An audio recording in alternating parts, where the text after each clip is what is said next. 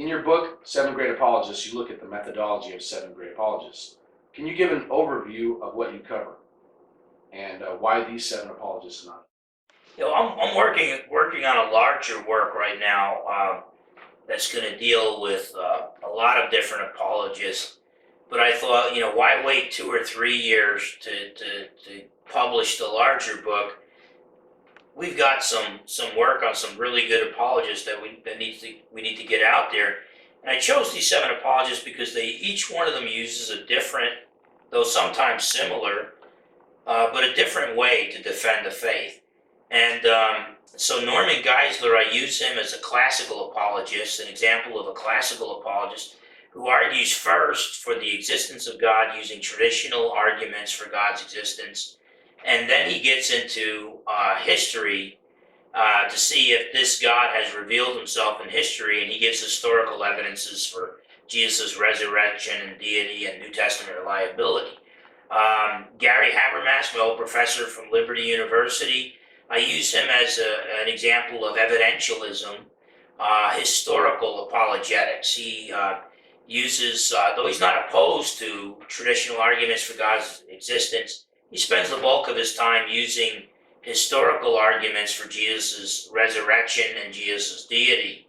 And so he builds his case. He takes what the vast majority of New Testament scholars, even liberal New Testament critics, what they give him, and he builds a case that, it's considered a historical fact that Jesus of Nazareth died by crucifixion, that the lives of the apostles were transformed by what they believed was post-resurrection appearances of Jesus, that James's transformed life, Paul's transformed life, and then the evidence for the empty tomb. Whereas with the other 4 points, you'll get like about 97 to 99% of New Testament scholars will give you, the world's leading New Testament scholars will give you the other 4 points.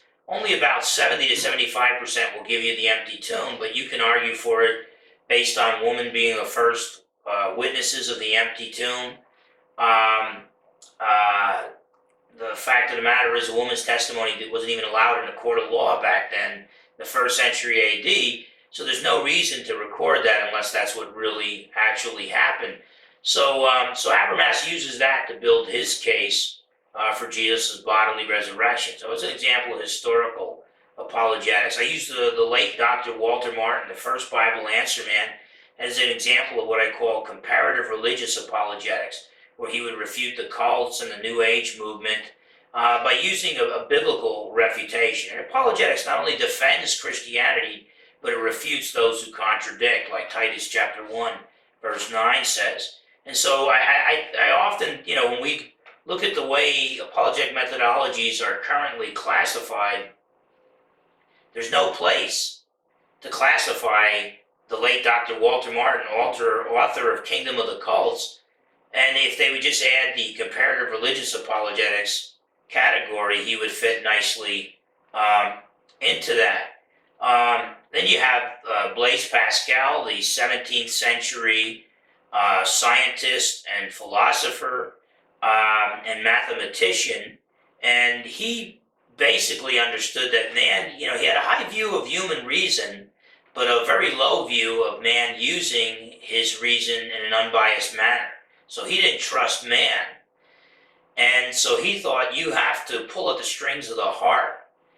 And so Blaise Pascal basically argued that once you show people that we're all going to eventually die, then until we find a solution, deliverance from death, we're lying to ourselves. We're diverting our attention from this big issue. If there's no victory over death, we're just lying to ourselves if we go out dancing or whatever else we do. And so then he argues that we ought to look for deliverance, and that's when he brings in his wager argument. He says that the only 2 kinds of people could be called wise: those who seek God with all their hearts because they don't know him, and those who serve God with all their hearts because they do know him. You cannot be a wise man, according to Blaise Pascal, and deny God's existence. As long as it's possible that God exists, the wise man will seek God. So his wager argument is not an argument for God's existence. It's an argument that the wise man will seek God.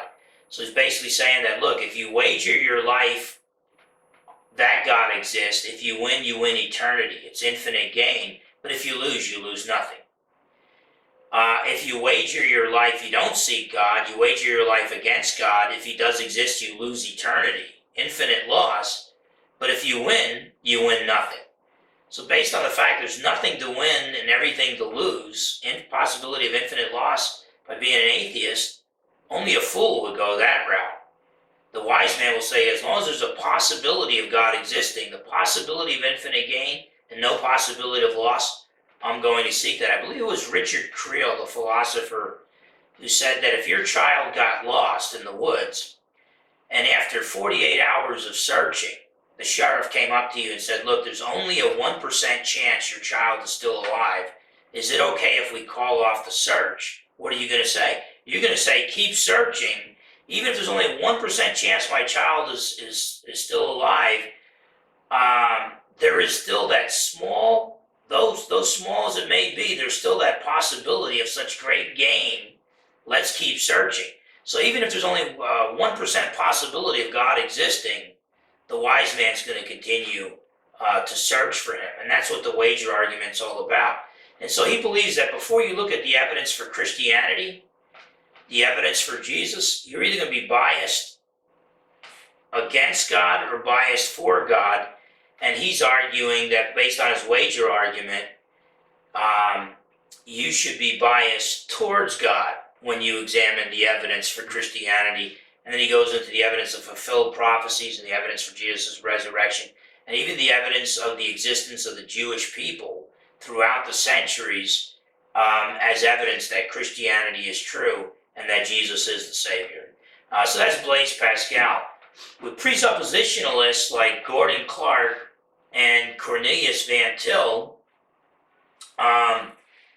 Gordon Clark and Cornelius Van Til, they don't argue, they presuppose God. They don't argue to God. God's not part of their conclusion. God is their starting point. And then they argue from God to something else. And they believe, it's kind of a weird belief, they believe if you start your argument with anything but God, it's blasphemous, it's human autonomy, it's an act of rebellion against God. And I think there's some confusion there. I think they're confusing the epistemological order, the order of how we know, with a metaphysical order, the order of being. I think they're confusing. Well, if we have to know the world exists before we understand, oh, therefore the creator, the world maker exists, well, that's an epistemological priority that the world has to God. But that doesn't mean that therefore the world is more important than God, a metaphysical priority. But whatever the case, there's some really big differences between the presuppositionalism of Van Til and Gordon Clark. They were enemies. They opposed each other. Van Til blocked Gordon Clark's ordination. So there's a lot to it. I consider Van Til's presuppositionalism transcendental presuppositionalism, and Gordon Clark's dogmatic presuppositionalism. Later on, he kind of evolved into what I would call a scripturalist, where truth is only found in the scriptures. You can't even find truth through the world of sensation, through the empirical world. But there's a lot of hair splitting that has to go on. And that's one of the things I don't like, is that today we just group all presuppositionalists together as if they're all the same, and they're not.